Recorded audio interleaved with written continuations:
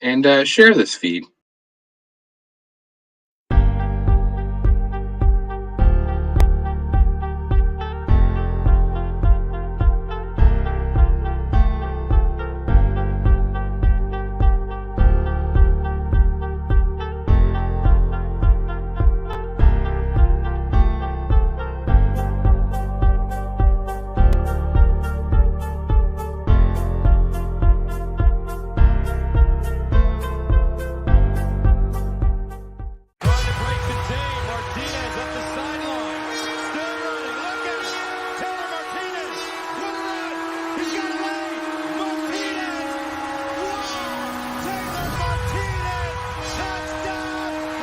Play fake. Beathard sets up deep in the pocket. Goes down the field for Smith.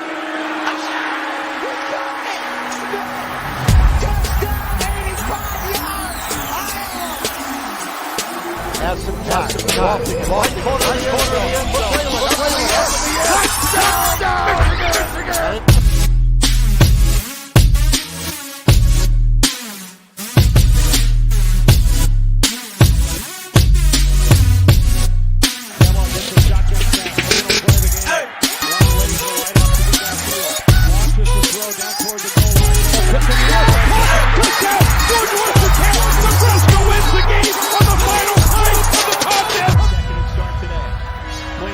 Steps up, does it.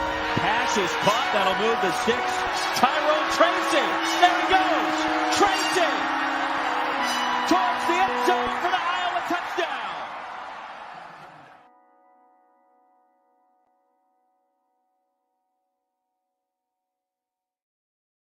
Broadcasting live Saturday. Is that too loud for a breakfast morning show? Should I come in a little softer? It's Saturday. I mean, it is Saturday. I've already started the process of drinking the hottie toddy coffee, little whiskey in your morning coffee. That's how every Saturday morning should be celebrated. Is that? That's how my Monday through Friday usually goes. Well, you see, now I was going to say, when does it become a problem? I'm just after your third pot. We've got Corey for Nebraska, Hawkeye Stan, Corey Hussing here, and Shane. I'm not even going to pronounce it because you guys aren't playing anyone, so I don't even know. We arguably have the best game of the day. It's horrible. Oh yeah, I know. First 3 weeks we don't count.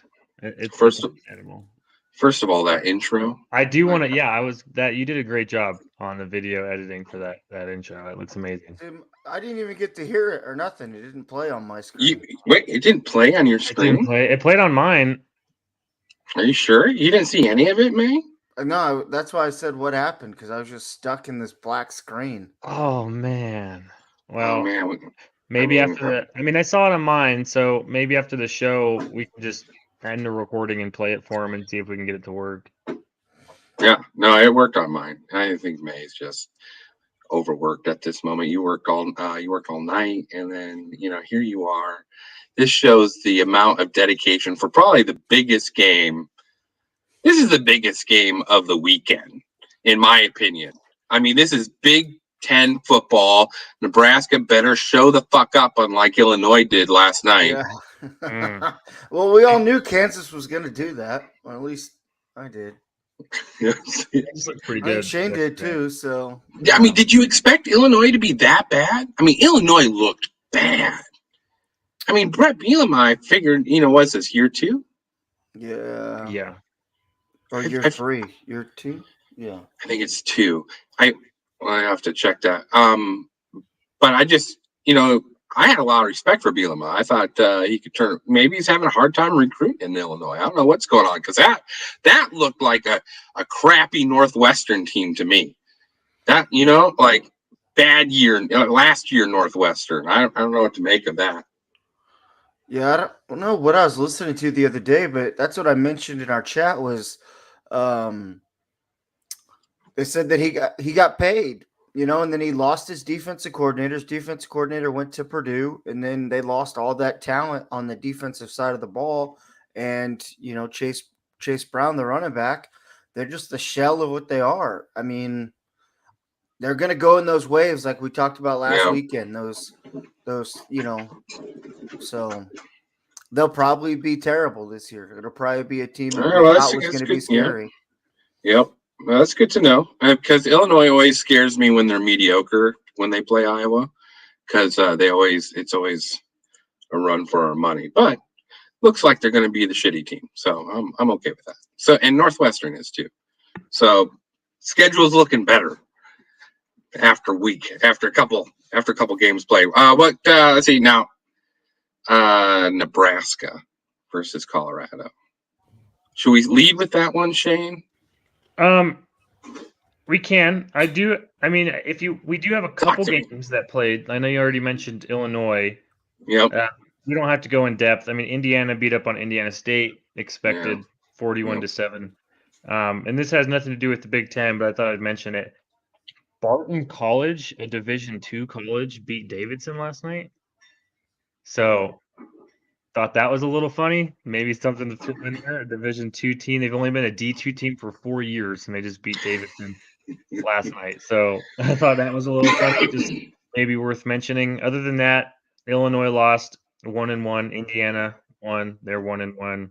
But yeah, I think out of the three of our teams, Iowa State is great, and then Nebraska. Geez, Nebraska and Colorado is probably the more hyped one. I don't know if you guys have been watching news outlets, but apparently Deion Sanders is a god in the making after the one win that they have. That's what one win. That's what Do you think it's all hype? I think it's crazy what they did to go from 1-11 to beat, the national champion runner-up last year in TCU.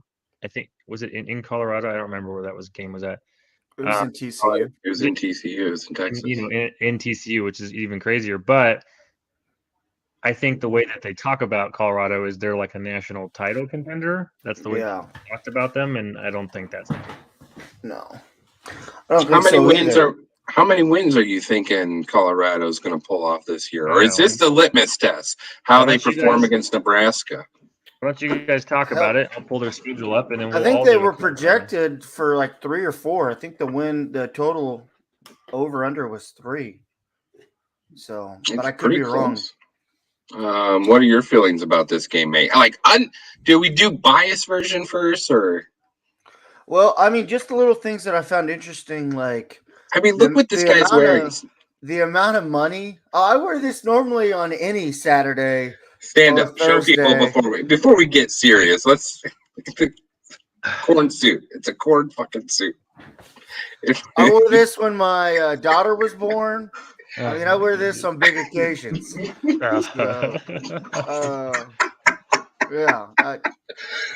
inside me. Okay, I have corn inside me. Okay, all right. Did you see I'm gonna have to look on my Twitter. Did you see the amount of money and stuff that's on this game is more than the whole NFL schedule for Sunday? Like the amount of betting action on this Nebraska CU game is more than what's to come for tomorrow for the NFL. So I thought that was really interesting. I also thought that the $3,000, $2,000 for a ticket in the damn nosebleeds throughout that stadium was pretty impressive too. I was like, that's insane. Jake Sillenberg, go Big Red. Definitely a bleed out corn. LOL. Bleed out corn. Our first fan on this damn show is a Nebraska fan. Well, our intro does lead with a Taylor Martinez touchdown. So, and that is a great play. That is a great play. Martinez, when he was healthy, was amazing. Yeah. He did have some pretty crazy, especially for a quarterback, some crazy touchdown runs over. He threw the ugliest football, but boy, when Taylor was healthy, that was Johnny Manziel like. He was good. He was smooth. So what's your go ahead. No, okay. I was just gonna say. So today, it looks like the final line on this is CBS, I believe, is Colorado -2.5. at home against Nebraska, it looks like. So over-under is 57.5. What do you guys think about that? I'm going to take Nebraska -7, and I'm going to take the under. Under 57.5? Okay. Yeah. Corey? Why are you laughing at that? that? I'm just curious. What does that giggle for when he said 7? 7. I think the Buffaloes. I don't think their defense is all that great. I think that showed last week with how many points TCU put up. It was just a slugfest to see who could score the last touchdown. Essentially, I think Nebraska does have a good defense. I would say Big Ten defense, but what Kansas did to Illinois yesterday didn't fucking fare well too good for some of our other Big Ten there. So I think the 7, it might be close. I think if Colorado can get out some explosive plays, Deion Sun is pretty good at quarterback. I think he's pretty explosive. If they can get past that secondary, I think they can pop out some explosive plays. I think it's possible for sure. I do personally like the Nebraska plus 2.5. Maybe even Nebraska to win the game, but I don't know if this will be. I know Nebraska is very known for the close games. I don't know if they can pull out a 7-point win in this one, but the defense is so weak in Colorado side that they very well could. I think I'd take Nebraska plus 2.5 and probably the under as well. I don't like that 57.5. So I don't like it either. If we get 57.5, it's getting ugly. We need it to go. We need it to be in the 30s to 40. We need it to be low. This can't be a track meet tonight. I'm telling you, or today. I'm telling you in a couple hours, if we come out and just get straight punched in the face for some 60-yard bomb, and then we try to be cute to match that, and we go 4 and out, or we throw a pick, I'm gonna put a hole through my fucking TV. I'm gonna tell you that right now. I'm calling it right now. There's going to be 3 turnovers this game.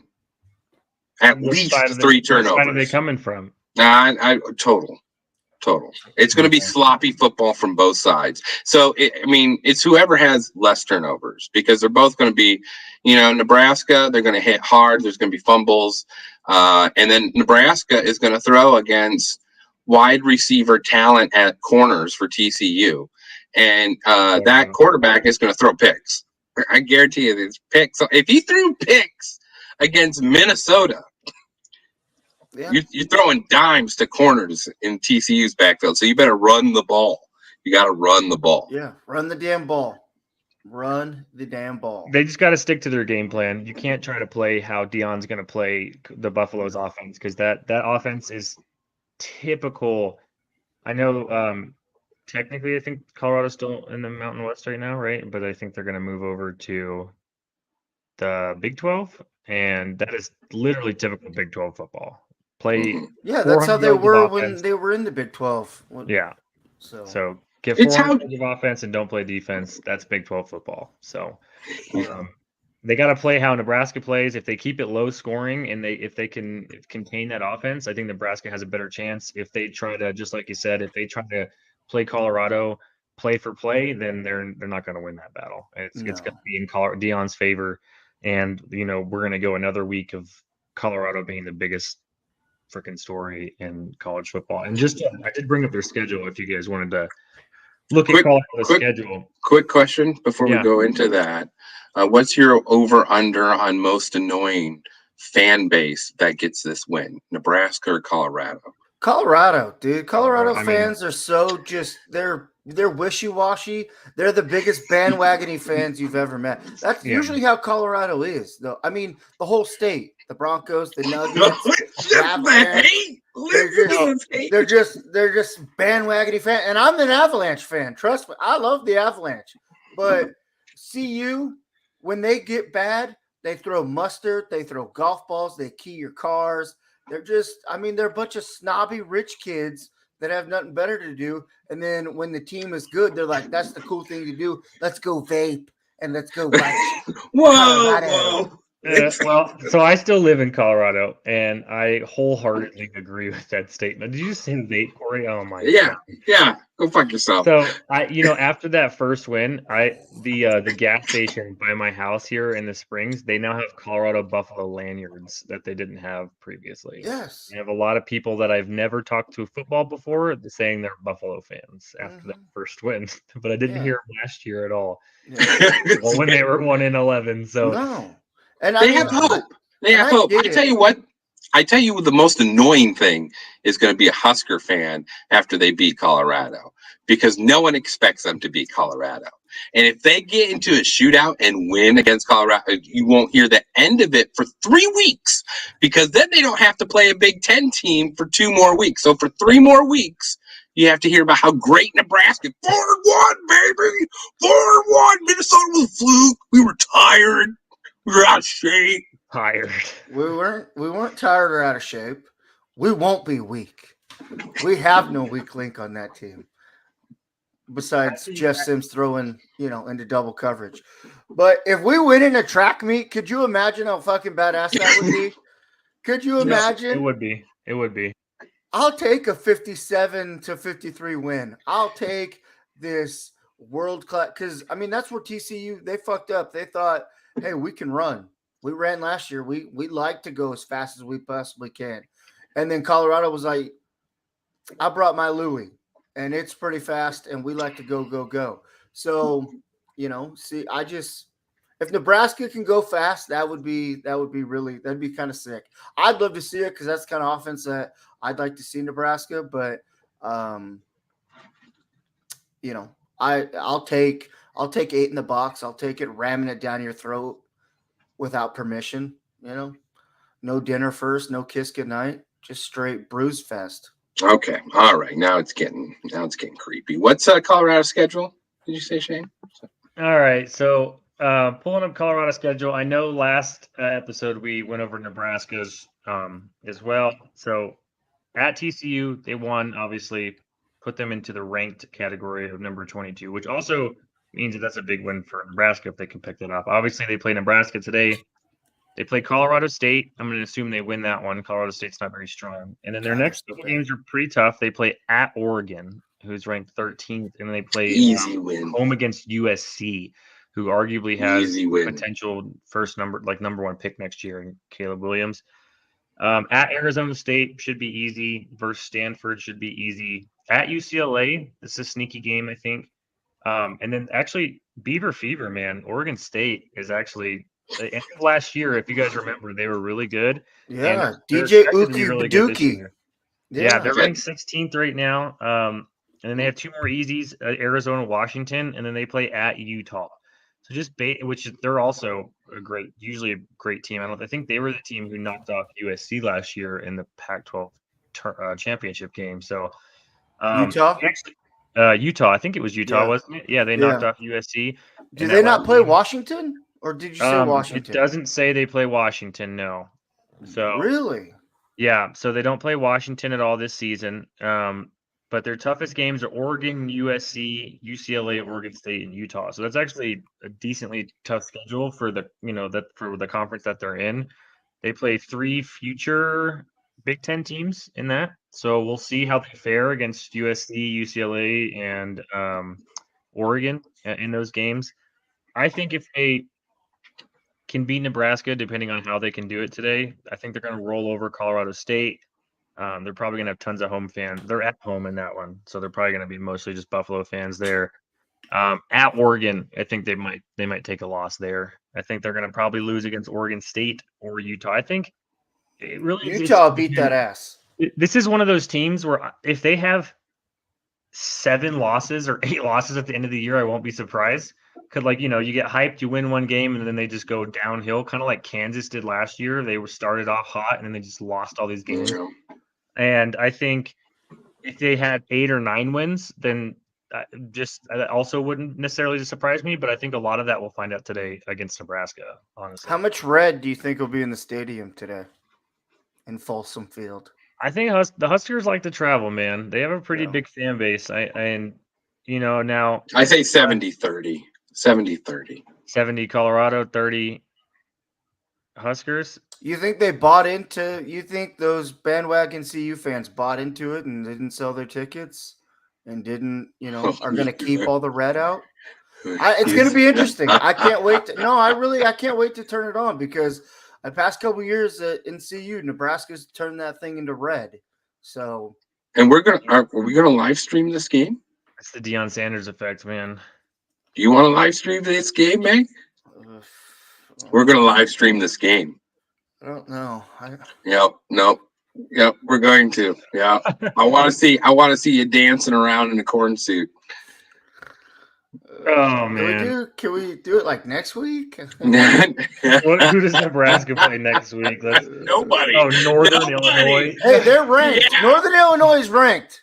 We got back-to-back ranked teams. I don't think Northern Illinois is ranked. Okay, I can't do any more of this Nebraska talk. No, we got to wrap it up. Let me see. I don't think they are ranked.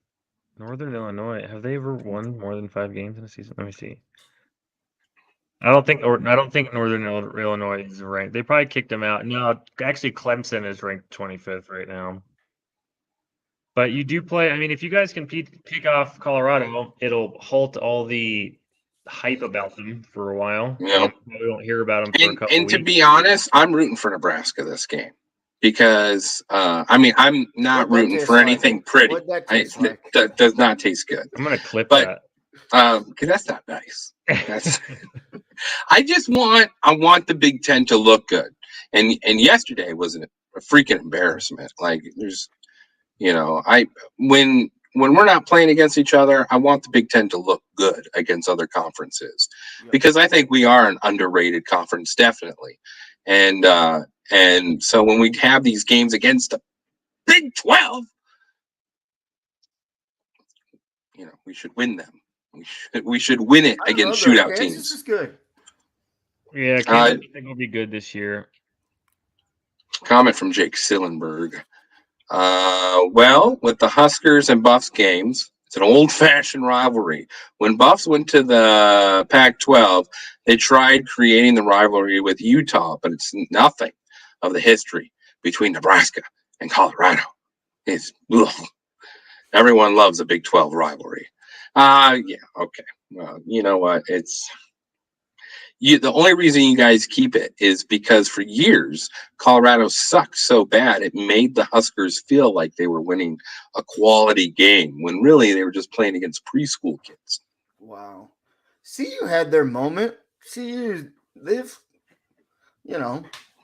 not lately, but just like Nebraska. I mean, they had their little run in the 80s and the 90s. I mean, the Big Ten, like you said, the Big Ten is a tough conference. You can't just come in here, walk in, and expect to just, get the hottest girl in the room. It takes, you got to go through puberty. You got to go in the gym. You got to, you got to work at it. You can't just come in and get it. Like it doesn't work like that. It's not the Big 12. It's not the Pac-12. It's not the ACC. This has been a dominant conference for some time. So, and I actually do have a couple tidbits because I did have a little statistic based off that comment we just got in our chat. So, Nebraska and the Colorado have met 71 total times. The all-time series is Nebraska 49-20-2. Nebraska largest victory, Nebraska 59-0. The longest win streak, Nebraska 18, but the current win streak is Colorado 2. Yep. Mm-hmm. So Colorado's been one of as of late, but overall, it's very lopsided in Nebraska's favor. Yeah, Scott Frost was losing those games too. It's just your favorite coach, Corey. You guys have any more things on Nebraska, Colorado before we get to Iowa State? No. I think we should take a 1 minute and 21 second intermission while I get a refill of coffee, and then we can. Do you want to try to play the intro again and see if? That's what I was thinking. While I go get coffee. Here you go.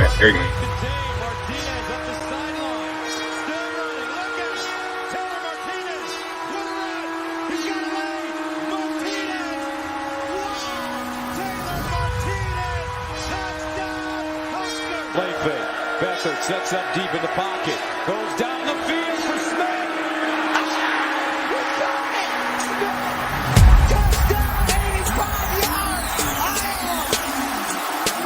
has some time.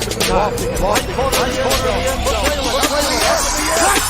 Touchdown!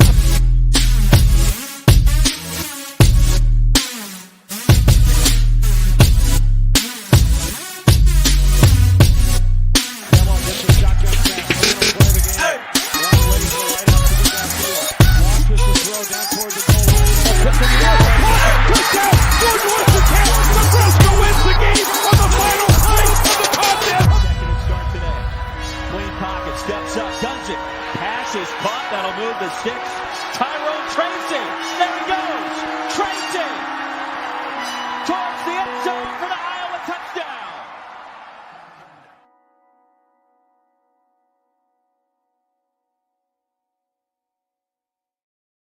Yeah, not too bad. Did you see it? That's fire. That is so damn good. That is so good. That is so good. Braylon Edwards, what a beast. What a beast. Westerkamp, man, what a wide receiver that just couldn't stay healthy, but was a phenomenal college athlete. Jordan, that intro was dope. That was Thank you, bud. Go Iowa State. All right, now we're getting a little. I did not say anything mean. You actually rooted for the Huskers. I didn't say rooted. I said I just wish they'd win. Rooting is very different. It's not an act of encouragement by any means. They got to get it on their own. I'm like a tough love dad when it comes to Nebraska, like with a retarded son. I'm sorry, I probably shouldn't have said that, but it's pretty similar. No, it's not. Yeah, you're just sitting there and I'm going to do good in the Big Ten, going to roll the Big Ten. And then they get there and just constantly get beat by the biggest kid in the school. So, I think Nebraska's there with Matt Rule, though. All right, done with Nebraska talk, though. Iowa State. Iowa State. Similar statistic to earlier. Do you know how many times your teams have met, Corey? No, I do. It's like 70 times, 60 times. You're close. This is their 67th meeting. Yeah, there you go. Yep. Or 69th meeting. I'm sorry, with you guys leading 46-22. So they Very really similar. are little brother. I know you like to call them little brother. They really are little brother. They're like the Michigan State to my Wolverines. So that's how we do them there. Yep. Now, you guys are favored by 4 in this game. Who won last year's matchup? Did you guys? No, we did not. Okay, Iowa State did win. Well, here's the thing. Like every 5-6 years, little brother. Our whole thing was Purdy was so good, we had to prove a point to them that we couldn't let Purdy beat us. So Purdy never beat us. And then Purdy went on to become the starter for the San Francisco 49ers, just to show the quality content of our defense. But now Purdy left, and we thought, you know what, little brother, they've been beat down. They've had a rough go of it. We'll give them a little hope. And so we let them win last year because our offense was 125th worst in the league. They averaged 2.9 yards a rush in Iowa. So, I mean, So, and they kept betting the damn under. So, I mean, they were just hell. Iowa State and Iowa. Iowa State, they lost their quarterback. Who's the damn quarterback for Iowa State this year? Because the kid got busted for under. I don't even know. I don't care. I don't think he started. Did he start last game? Yes. Yeah. Rocco Becht is his name. That's right. What a great name. That's the quarterback that played. Sort of fitting that his last name's Bet, considering all the crap that's going. Out of the entire 50 states of the great United States of America, only the state of Iowa will go ahead and prosecute a bunch of kids for gambling on MGM Grand, like for $50 a piece. Only the state of Iowa would do such a thing. Well, only in the state of Iowa would they get caught doing such a thing. So that's kind of how that goes. Yeah. So you guys are favored by 4 today. I think the over-under was 37. What do you think about that? I definitely take the over on that. The over on the 37. The over. Really? Really? Are you guys covering the 4? I just think I think we're going to struggle a bit because our O line is better than last year's O line. As Kirk Ferentz says, there's a lot less peach fuzz and a little bit more whiskers on this year's O line. So that's very Sandusky of him. Interesting way to put it. Yeah. Don't say that. These boys grew up. Yeah. Well, and here's the thing, though. They're still young, So, like, this is usually the year where Iowa's O-line, you start seeing the little stars that pop out. And so this will be a good test to see how well we can run the ball and if we're allowed to run the ball. If we're allowed to exert our will running the ball, then that really opens up the play action for us.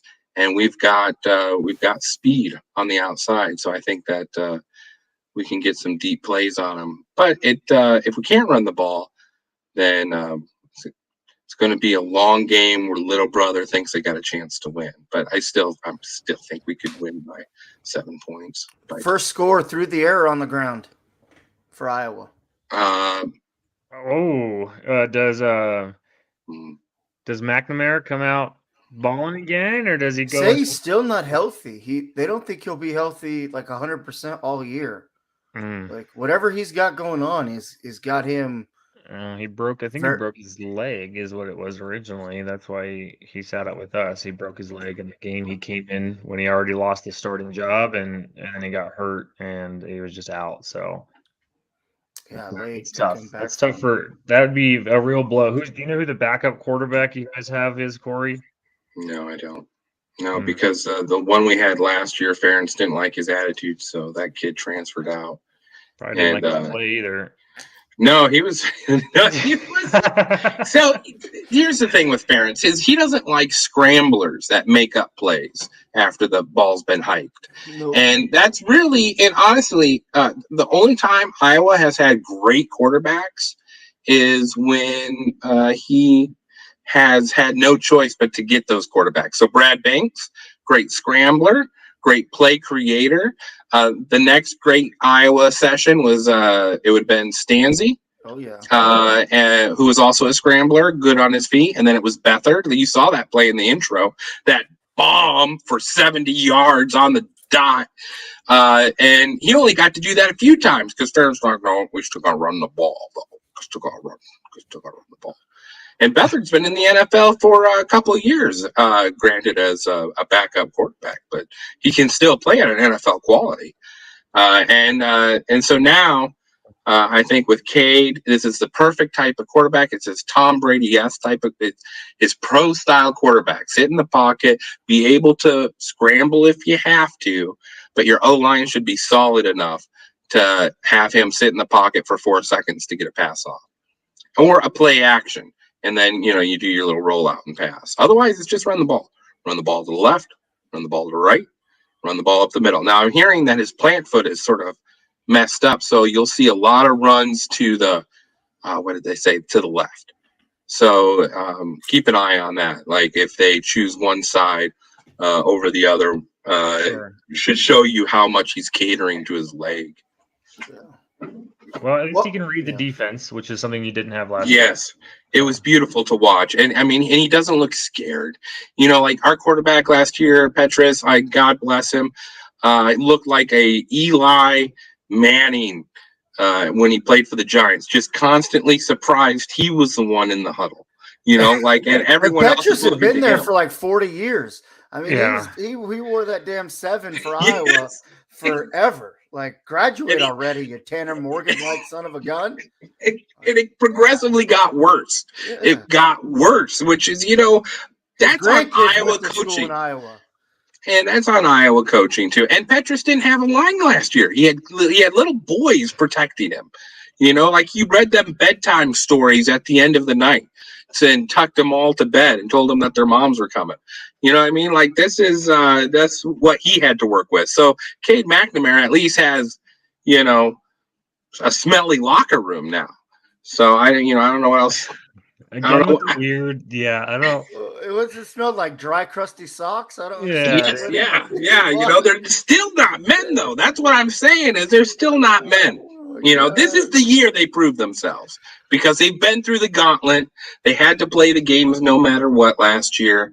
They got beat up. They gave up. Poor Petrus got beat the heck up. So now, they know the type of men they're playing. And, they're going to be, this will be a real good indicator of they've played Iowa State last year. They lost to Iowa State. That O-line knows why they lost to Iowa State.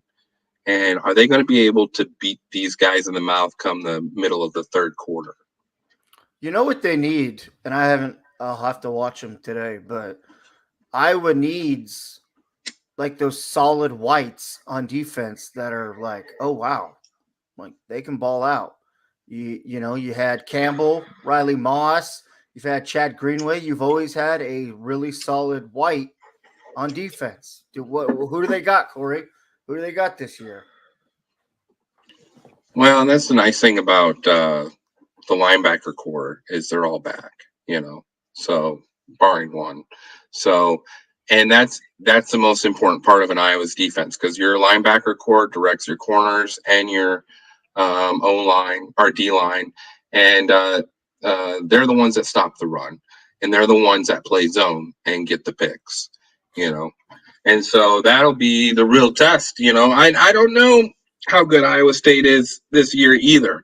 Like it's a gamble, Iowa State's had bad years this game goes where we either put, goddamn, I can't imagine us putting anything more than like 35 points up on them. But that's, let's start with 25 because that's the bar. That's the bar we have to meet. It's the road to 321. Yeah, 321. Yeah. What was that stat for last week? Where was it their first passing touchdown on an opening drive since 1921? Any touchdown. 1991. Any touchdown. They haven't scored a single touchdown on the opening drive since 91. 91, and look at the great teams they've had. Great teams. Where don't roll your eye. How's your great teams? You have to refer. Where are those great teams located at? I can't find them in here. Oh man. Well, they were in the Big Ten championship 2 years ago. But they've been in the Big Ten championship 2 times. I wouldn't claim that one though. I had to sit there and watch the whole damn game with you. Yeah. Right. And I did it respectfully. Respectfully. Trick play. I knew we weren't going to beat Michigan. No, and honestly, I think I had Iowa. I keep my own personal rankings. I know, Corey, you know this. I'd like to do my own rankings off the side, which I guess I can post up for the next show after. You should. And we'll post it on Twitter. Follow us on Twitter. Yeah. Big Ten Breakfast on Twitter. Give us a follow because we'll be posting all sorts of college stats like this. But I think, honestly, whoever wins this game, I'll probably throw into my rankings. I have both of these teams just right outside of my rankings. I think Iowa and Iowa State are pretty strong. I mean, I think Iowa has a defense that's comparable to last year and a better offense than they had last year. And they were in the rankings throughout most of the season last year. Obviously, they're going to wait to see if you guys win a couple games, but I think whoever wins this game deserves a look into like that lower tier, 24, 25, not anything too high right off the bat. And then especially if a team like Colorado loses today against Nebraska, if any of those other teams kind of riddled in that top 30-ish range, drop some games today, I think both of these teams kind of have a good chance to move up. The only thing I'd be concerned about with Iowa is last week I had that statistic where you guys are notorious for somehow having less yards and winning games. Yeah. I think that's sustainable for like long future goals, like Big Ten championships, or in the future we're going to have larger playoffs next year, I believe that starts. So, that's obviously going to be the goal for a lot of teams now because, just getting into the top 4, if you lose, like LSU lost one game, they're probably out of that race depending on how the season, stacks out for the rest of the year.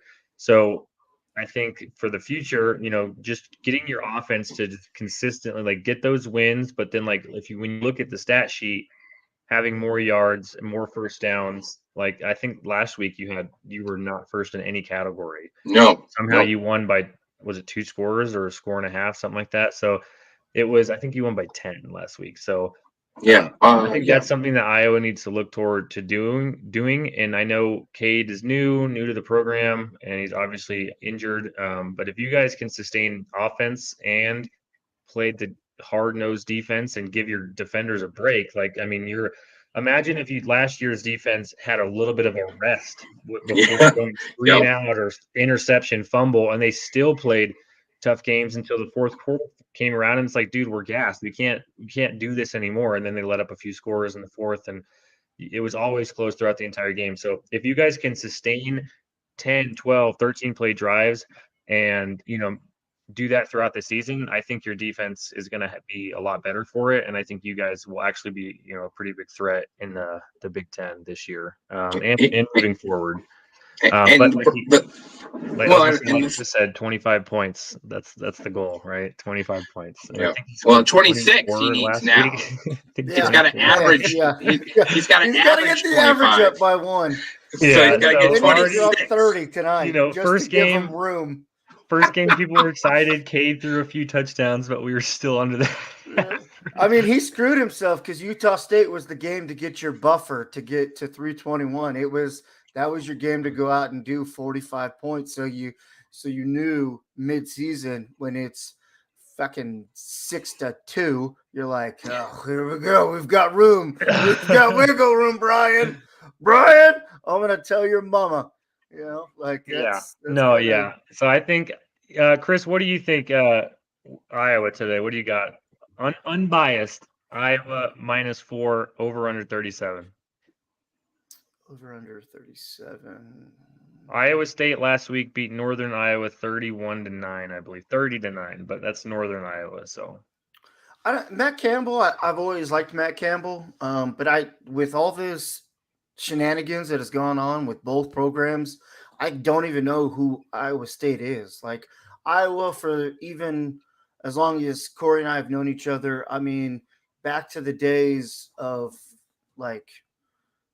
Chad Greenway, I've always put my eye on Iowa. It's just one of those programs that I've always just kind of been interested in. But so I don't hate Iowa. Like I don't go out of my way to dump on them. I do it, because it's fun banter between Corey and I. But I'll take Iowa in this. The over/under. I need to see one more week of this Cade with Iowa before I start going with the over. I'm gonna ride the under. I'm gonna spell Iowa without an O because they don't have offense yet. But until they show me that they can put some offense in there and get that O back in their name, it's But I'll take Iowa to win. I don't think it's going to be a high scoring game yet. But if they prove me wrong, then I'll start looking at, them, proving that over. But I don't know. I don't trust Iowa State. I mean, I know Iowa needs to score points, all that jazz and yada, yada, but I don't know what Iowa State is. I didn't watch them last week. So that's kind of why I'm going for the under, because I know a little bit of one team. I don't know Jack Diddley about the other team. So I can't go with the over on that. I'm just going to ride the under. That's fair. The only other thought I have on this game, Corey, I know you can answer this. You watch all their games every year. How does Iowa show out? And is it Jack Trice Stadium? Is that what it's called? Jack Trice Stadium? Yeah. How do they show out? It's always pretty even. Is it? And out there, so Jack Trice Stadium was actually closer to where I grew up than Iowa City was. I grew up in a weird pocket where the radio stations where I was around played Iowa games, and then all the counties surrounding us played Iowa State games. So that's how I became an Iowa State fan, because I listened to the football games on Saturdays, because it's what I could pick up on the radio station. And so, but you're surrounded by Iowa State fans out there. And this game is Iowa State's Super Bowl, pretty much, because it's just, everyone that didn't get drafted, or not drafted, but get a scholarship offer, from Iowa got one from Iowa State. And so they're pissed about it. And so they come out to prove some sort of point that Iowa should have picked them instead of having to go to crappy Ames where there's like one mall where they, and a Walmart instead of being in the cool Iowa City area. And so they take all that aggression out every year on us. And what's also crazy about this game too is the 45th president of the United States will be attending this game, which is and when the Iowa head coach was asked about his feelings on the presence of him being at the game, he said there'll also be 60,000 other people at this game. So, and that's the most perfect Bill Belichick response to trying to get a coach involved in politics right before you're playing little brother who has hopes and dreams, and it's not fun for us to crush their hopes and dreams. They do it to themselves, they do this to themselves. So I expect Iowa to thoroughly own Iowa State, and it may not be a high score. I could see 35 points overall. But I don't expect Iowa State to ever have a chance. I'll be disappointed if they do. That's a disappointing game if Iowa State, like going into the third quarter, feels like they have a chance to win this game. Iowa's got to get that electric running back going. They got to get, what is it, Tracy? Who is the kid? Yeah, and that's the thing is that's our O-line is still young. Yeah, like they're older, but they're still young. Like next year they'll be beast of men because that's what Iowa does with O-line. But this year, hopefully it'll be a growth spurt or two. And they say with O-lines, after the fourth game, they're not going to change.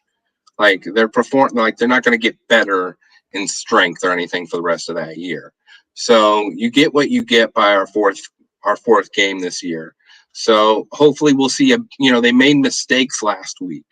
And so they can't make mistakes. There can't be penalties on the O-line. You can't have holds. You can't have false starts. You got to be able to be invisible and be able to, get your wide receiver open. Because our wide receiver, or not our wide receiver, but our running backs, they're solid. They're solid. So and like Tyler Goodson, we lost him. Look how he did. He could have been a third round running back for the Green Bay Packers if he hadn't had his shoulder injury. So it's our O-line. It's definitely watch the O-line in this game. Any more thoughts about Iowa State before we get on to the rest of the Big Ten? Go Hawks. Go Hawks. All right. Hawks. Well, I'll make the Michigan one short. I don't think we have too much to talk about with this game. Our history with UNLV is we played one time and we won. That's the history, and I assume that's going to go to 2 today. We'll see. Sorry, I got a cat jumping on me here. We have running back coach Mike Hart and our special team coach Jay Harbaugh are going to take the reins over today. Over last week, we had our defensive coordinator running the game. So kind of like last week, I don't think it really matters who's running the game. I think our team is pretty self-sufficient in kind of games like these. I think we're favored by 38. So we're favored by more than the total score of the Iowa State game is what it says. You've been waiting all day for that stat. Last week we technically underachieved, but I think we tried a lot of new things. We use these games to try stuff that we can use on like power conference opponents. So I think similar to last week, we'll probably just come out, try to have a few strong drives, go up by 3 or 4 scores, and then we'll kind of just throw in some secondaries, give that defense a rotation throughout the game, and allow different guys to get some reps in and get their legs warm. And then I'm sure we're gonna, we'll run like usually our first couple of drives are fairly normal, like we'd play any other team. We try to just score, get down the field, score the ball. But we have been trying to air it out more from that first week I saw with J.J. McCarthy, just getting him more comfortable in the pocket, not letting him run. We don't need an injury from him. So I see this game kind of going anyway, as it has the last couple of years with these first few teams that we've played. It's obviously in the big house. I don't expect to see too much red from the Rebels there today. It's probably, I know we have like a sold out thing history. So it's probably just going to be a lot of maize and blue. And I don't really have too many thoughts. I'm obviously going to take Michigan. I don't know if they'll cover 38 a lot.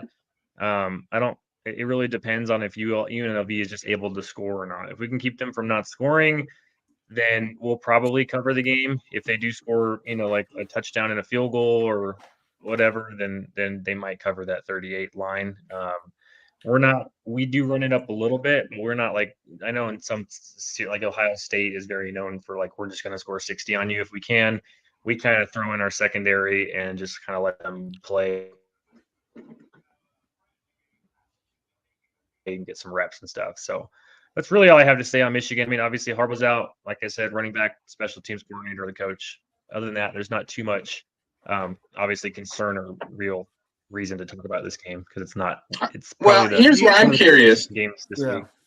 I'm curious though, like what are you looking to see improvement on from last week? Like, because this is really like a test for your offensive coordinator and your defensive coordinator because Harbaugh isn't coaching. So like, and obviously the players, they had the little moment.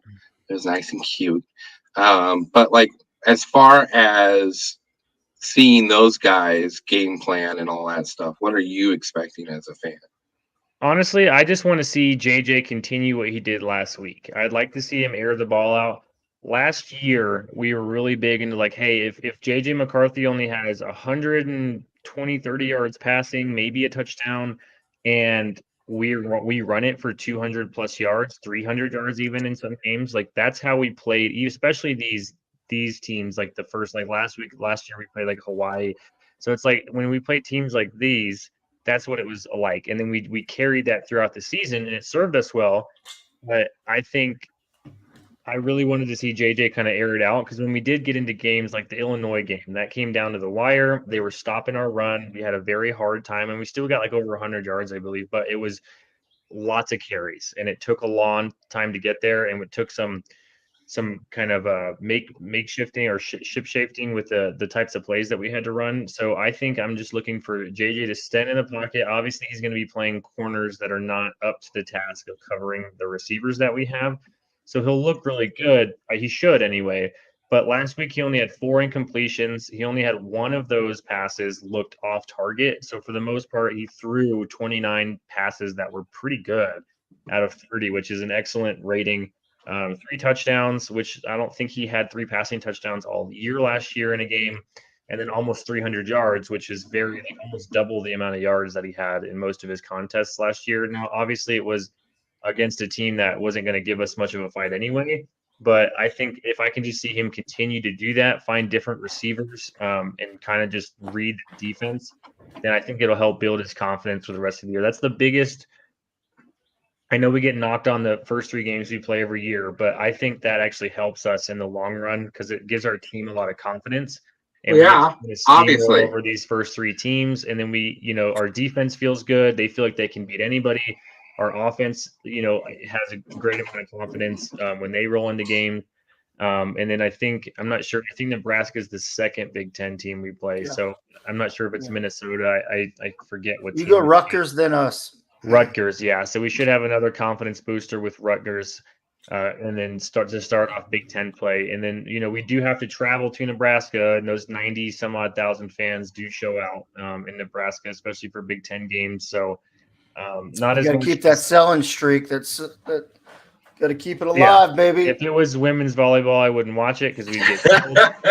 But I think it'll be tough. It's always tough. Nebraska, even I think it was 2 years ago, we still went to we were in the Final Four when Georgia took us out the first championship Georgia won. We played Nebraska, and I think we only beat them by like 5 points or 6 points or something. And that was a year that we only lost 1 game all season before we went undefeated last year. So it's always going to be a tough game. I'm not worried about Rutgers. I don't think they've played us close in a long time. But yeah, that's all I'm looking for. Build the confidence, continue what we did with East Carolina last week. And then just kind of let JJ kind of get more confident. Cause after that TCU game, he threw 2 pick sixes. He didn't look. He was nervous, obviously, and I think he just needs to build up that confidence more. So that's all I'm looking for. Do you think Harbaugh is watching this game in his living room with his khakis on and his shirt tucked in, and he's just, come on, run the ball. You know, do you think it's just you dressed the part? You know, he's just, or there's an ass whooping, and then at halftime he asks his wife what honeydew list he's got to go get done. Like, I think Harbaugh's definitely watching. I think Jim's the type of guy. He's probably got like a headset on, not connected to anything. Just with his gloves on too. Yeah, 100%. He's got a playbook and everything. Yeah. He's yelling at an imaginary referee. You know, that's what Jim's doing at home. You know, he's every 20 minutes he's calling his brother down in Baltimore saying, "Did you see that?" You know, I think that's what he's doing at home. So I think Jim's passionate enough to be watching and probably sending texts to the guys saying, "Hey, you know, do another tribute to me in the middle of the game." You know, I think that's what Jim's looking for. So the other thing, real quick though, is like UNLV. That's another like that's in Las Vegas. Like, how are they not a college powerhouse? How do you not like recruit? Like, living in Colorado when we did, you know, like I was always amazed how CSU and Fort Collins, you couldn't fill that stadium. You couldn't build a power. It's like Fort Collins is gorgeous. That new stadium is nice. Like UNLV, you're right there. How can you not, like, they were dominant? What need the running Rebels with it? Was it Cunningham when the quarterback? Randall Cunningham, did he go to UNLV? A while ago. Yeah, right? but I mean, when they like that was it though. Like, Jesus, Randall Cunningham is their only claim to fame. Well, UNLV's mostly been a basketball school. Yeah, they have been a basketball school. Long run of basketball history, and they're really good. Well, not lately, but they have been really good in men's college basketball. It just blows my mind that, like, and I get what these kids are doing. Like, they don't want to go and build these programs up. They want to go somewhere that's going to get them to the next level. So I mean, I get it, but like, I know as I was a kid and just thinking like, oh man, like if we could all go to school over here and build this thing up. Like, did you guys ever play NCAA football? Like the video game? Oh, yeah. I love that. Where game. you would just pick the trashiest school, you'd make all your buddies, you'd Texas Mean Green, team. Texas Mean Green. That's who I did it with. But you would build, like, that was really cool. And I just, like, nobody, like, UNLV should be, like, they should be in a conversation. They, like, it blows my mind. Schools like that, CSU, UNLV, Hawaii, like, just these destination places. I'm like, like, you know. I think what's tough sometimes with that too is when you don't have a large history, trying to create one is really tough. And then, you know, let's say you grew up in Las Vegas and you're a top whatever prospect, and then someone's like, "Hey, we'll come live in Los Angeles and we'll let you play. You're already on the West Coast. Just come live in Los Angeles, move over a few states. Come live over here and play in a huge city for a huge team where we'll have you on TV all the time. And we can nowadays with NIL, now we can give you way more money than UNLV will ever be able to give you." So with NIL, it's even harder for these teams to get like top recruits. Like, you have to grow up wanting to play for the Running Rebels. You're not just, you know, hey, these guys recruited me and these guys recruited me. And then the other problem with that too is, even though they're not necessarily a huge powerhouse, Nevada is probably going to take all the better recruits anyway. Like, if you grew up in Nevada and you get recruited, kind of like what Corey said with Iowa State, you know, if you get two recruitment papers and one's for Nevada and one's for UNLV, you're probably just like, well, I'm going to go play for the Wolfpack instead. And you're a bigger school, they have more to offer me, and and then UNLV kind of just gets those extras that, like, hey, like, Nevada doesn't want me, but you. But that's the thing though, like that we should have never went there. Like, UNLV should have been like, we're in Las Vegas, we should be the golden goose. You know what I mean? Like, it should have never went to go to Nevada. Like, what? No, it should be, you want to be a Running Rebel. Like, you want to have the best facilities. You just, like, that's what I don't get, these hotbeds of like places. Well, and it could be like, do you really want your kid, your dumb 18-year-old kid, to be let loose in Las Vegas? Well, that's probably the biggest. You know, like, that might be a huge recruitment withdrawal. Like you're like, no, we're nowhere near the strip, and like we don't let hookers come on our campus, and like that's all the things you'd have to convince a parent to let your crazed 18-year-old boy be exposed to legal gambling and prostitution right off the bat. Yeah. Well, and that's one of the issues the NCAA March Madness has with actually hosting the Final Four in Las Vegas is they have drawbacks of like, should we allow 4 college teams to come here with their families to Las Vegas? Like, do their families even want to come to a city like Las Vegas to host a Final Four? So I know there's been backlash on them attempting to host Final Fours in Las Vegas. So it could just be the culture of the city that it hasn't thrived. And then, like I said, if you get like a USC, a UCLA offering you scholarships, like you're just gonna always go to that school instead. Like even Arizona State, I could see people saying, well, I'd rather go to Tucson or rather than UNLV. It's unfortunate, but yeah, I understand where you're coming from. Do you guys have any more things on Michigan before we run down just the final parts of the schedule? I know we spent a good hour on our 3 teams. But I just wanted to run through the rest of the Big Ten schedule before we got out of here. So there's actually only one Big Ten team not favored to win today, and that is Purdue. Purdue get upset last week. They play Virginia Tech in an away game. Virginia Tech's only favored by 1, so you could probably chalk that 1 point up to just home field advantage. Yep. But they are not favored, so that's the closest game. I'll talk about the blowouts real quick, and then we can talk about the close ones. So Ohio State plays Youngstown. That's going to be a blowout. Penn State plays Delaware. They're favored by over 40. Michigan State plays Richmond. They're favored by almost 30. North of Richmond? Just Richmond. Okay. The Spiders or whatever they are called. Yeah. Maryland plays Charlotte. They're favored by 25. And Minnesota plays Eastern Michigan. They're favored by 20, but I wouldn't put it past Eastern Michigan to make it a little bit of a fight for the first half. The close games, Northwestern is only favored by 1 against UTEP. I know UTEP had a really good team a couple years ago, so that could be a sneaky one. And the Northwestern's at home in that. Only favored by 1 at home. That you're expecting that to be close. Iowa State, 4-point difference. Wisconsin's only favored by 5 against Washington State. So that's an interesting one. I was surprised about that. Wisconsin's playing an away game. Virginia Tech, like I said, is favored by 1 over Purdue. And those are pretty much all the close games. Oh, Rutgers is favored by 8 against Temple, which I still expect Rutgers to pull that win out. So any of those sound interesting? Any of those that you guys think might go a different way than what they're scheduled? I don't see any upsets in the Big Ten when it comes to you think Purdue beats Virginia Tech? Or do they start? To me, that just sounds like nobody cares. So, like, I'll give it a 1 and good luck. It's like a toss-up. Both teams suck. So, I think Brian, he's got to get it figured out. I mean, they got Hudson Card at quarterback, right, for Purdue. Yeah. I don't understand. But who'd they get beat by last week? Purdue lost to Fresno State last week. Fresno State. Yeah. And Fresno State's not bad, though. I mean, that's not they lost bad. At home. That's like when I think it's like when Iowa lost to North Dakota State. It was just, they were weak in the right areas.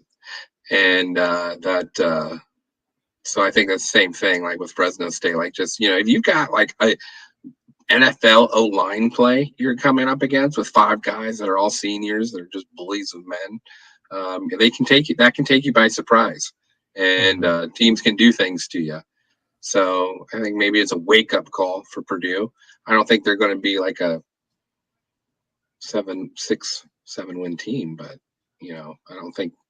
I think it'll be a down year for Purdue. I mean, just obviously losing to Fresno State at home was not a great way to start the season off. And then, you're going to play a Virginia Tech team. Jake says Ohio State upset. I would love nothing better, Jake, if Ohio State lost to Youngstown today. That would be the most amazing thing. I would probably – I don't join into any Wolverines forums, but I probably would after that. Or maybe even some Ohio State forums where they're calling for a firing of their coach, because I knew after they lost to Michigan for the first time, people wanted him fired. And then after they lost to him again last year, they wanted him fired even more. They have a new quarterback. I think they're susceptible this year. I know we talked about that on the first episode. I think Ohio State is definitely susceptible to, I think they're going to be, for the first time in a long time, they're going to have multiple losses in the regular season. I don't think it'll come today, but I think it's possible that it will come later on. Typical first week, though, lots of blowouts. I think between the two of your teams, you guys have the most interesting games, the ones that are most, if you were to tune into Big Ten games today. And they're back to back, which is beautiful. Like they're back to back games. Well, and then even Wisconsin, which is that game won't start till after the Iowa game is over. So I think that's going to be an interesting game to watch too. It's not till 5:30 my time. I think 6:30. Who is it again? I forgot. Wisconsin plays at Washington State. Yeah, I thought that was a sneaker of a game. You know, because I'm surprised we didn't get Washington State with that deal, because they can be a decent like Illinois style bruiser team. Pullman too is an electric place to play. I mean, for that little stadium, Washington State usually does a really good job, especially when the weather changes and it gets icky in Washington. But I don't know. I mean, it could be. It'd be cool to see. I need to see that game because I need to see what Wisconsin. I mean, I need to watch a full game of theirs because I didn't get to watch all of it last week. So yeah, I'm really interested to see how their rushing attack follows up last week. They had an absurd amount of yards rushing last week, so I'm interested to see if they do that again this week against Washington State in an away game, and if they're really earning that number 19 that's next to their name today. So we'll see how that goes. I think really big statement games for both of your teams today. I think that'll be huge, and I'm definitely looking forward to. I'll have both Michigan. I'll probably have Michigan on in the background, and then just kind of listen to and watch the Nebraska-Colorado game for the most part today. I think that's the more interesting game. So it's kind of where we will be live streaming that game too. So join Corny for Nebraska in his corn suit. We gotta go Colorado in the chat as well. So Scott Kraft coming in. Got some Colorado fans. Big red beard. Appropriating. I don't know if it's appropriate to comment on my facial hair during a sports show, but it is nice. I will give him that. So I don't know. We're for real gonna live stream the Nebraska game. Yeah, we're live streaming the Nebraska game. Today we are. Yeah. Yep, Nebraska. It's the biggest game of the week, and it is huge for Big Ten football. So we gotta live stream it. All right. So what do you want to take a little bit of a break and then come back in an hour and 20 minutes right before kickoff starts? Right before kickoff, yeah. And then live stream it. Yeah, it'll be interesting. And then we can switch back and forth. So I know there's commercials and stuff. We can switch back and forth. There's a couple games on. Purdue, Virginia Tech is on at the same time. Ohio State and Youngstown, and then Penn State and Delaware are also on during that time. So we have a couple options to switch back and forth between games as well. So it's a great second week college football. I'm all pumped. Yeah, hopefully we can pull some. Maybe before one of us can pull the Deion Sanders clip before we start that stream and play it at the beginning of him talking about Nebraska. Talking about how he's going to shit on personal. Nebraska. That's personal. That's personal. Yeah. Nobody comes in our house and beats us in our house. Did you see the opening of that press conference? It was like he was trying to show off to the press that he knows how to read. Read like words? Yeah. Did you watch him? He's just like. I mean, that's prime time. It was seriously that was the first 5 minutes was just him reading stats. That's prime time for you, man. You can't. I have a little bit of a bias. I don't know if Chris knows, but I'm a Dallas Cowboys fan. It's what throws out any credibility you have. I have a bias with Deion Sanders, but I still think Nebraska wins the game. I might even throw in a little bet on Nebraska. Who knows? They're saying that, him playing at TCU wasn't really an away game for him, because how many people there watched Deion Sanders play for the Cowboys and were secretly rooting for Deion to have a good game. maybe not to win, but a good game, and it turned out to be a great football game. fans were rooting for Deion Not Sanders. not the college fans, obviously, but like the older people there, the the middle-aged guys, our age. You look at you, even you can't help yourself. Cowboys fan, always going to root for Deion. Oh no! I cheered for Colorado because of what TCU did to Michigan last year. That was strictly personal. It's like every time Appalachian State plays, I'm like, I hope you can lose. To this day. There's that saltiness that you remember in some of those games. Yep. So there's certain teams where I'm like, I don't care. Like every time Michigan State and Ohio State plays, I hope they lose. I have zero interest in seeing them win at all. And that's just it's a strong thing there. I know Corey said he's not rooting for Nebraska, but I think secretly if Colorado wins, he'll have some words for you on our next episode or at the end of the live stream, if that's the way we're doing it. So yep. We'll see how that goes. Cool. Would you guys want to take a little break for about an hour and 15 and then gather back up maybe 5 minutes before the game starts or something? Sounds good. Thanks for should we end it with the if you want to. Yeah, go ahead. All right. Everyone. See you in a few.